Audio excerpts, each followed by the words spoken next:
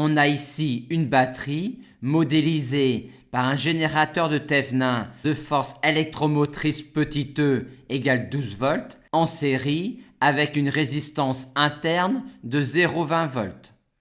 Et on lit sur la batterie qu'elle a une capacité entre guillemets de 70 ampères-heure. Que cela signifie-t-il?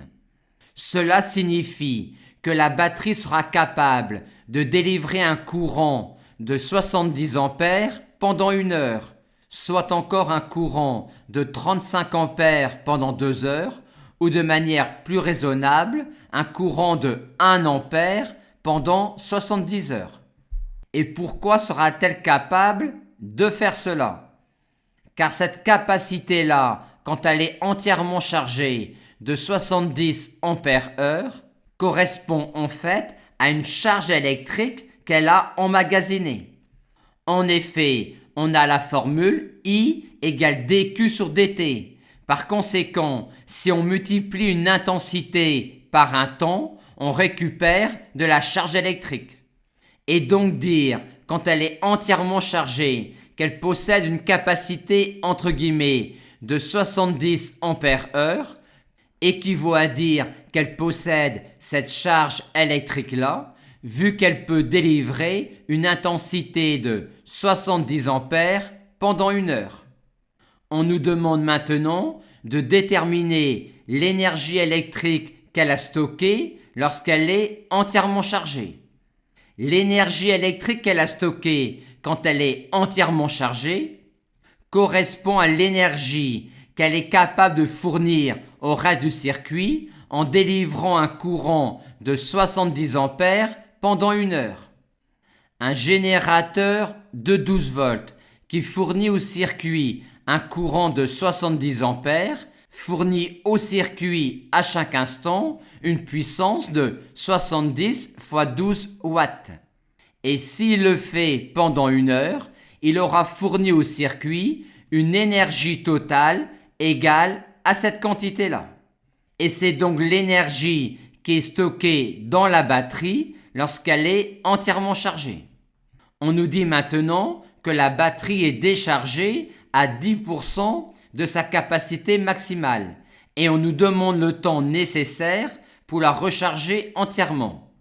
Pour la charger, on va la brancher à une source réelle de tension.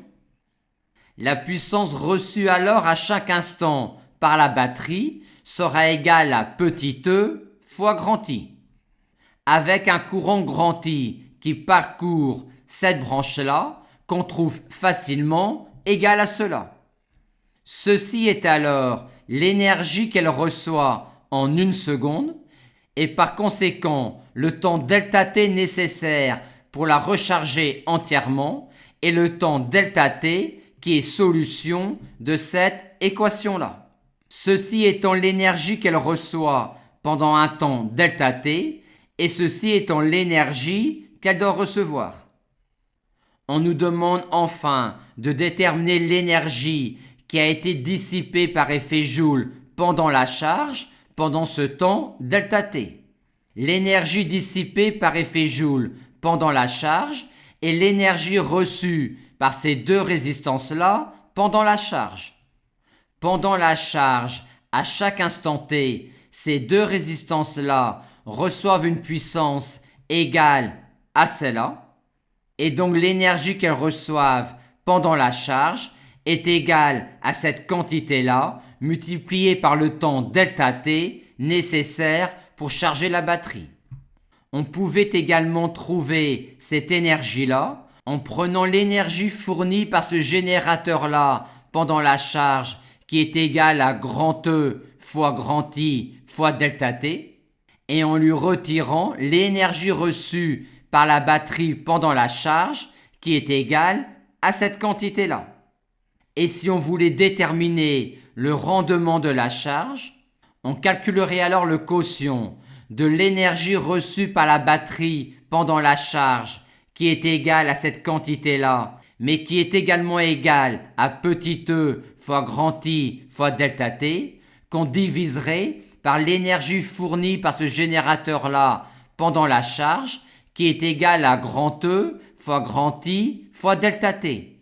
On obtiendrait donc finalement un rendement qui serait égal à petit e sur grand E, ce qui nous donnerait un rendement de 92%, ce qui signifie que cette énergie-là représente 8% de l'énergie fournie par ce générateur-là pendant la charge.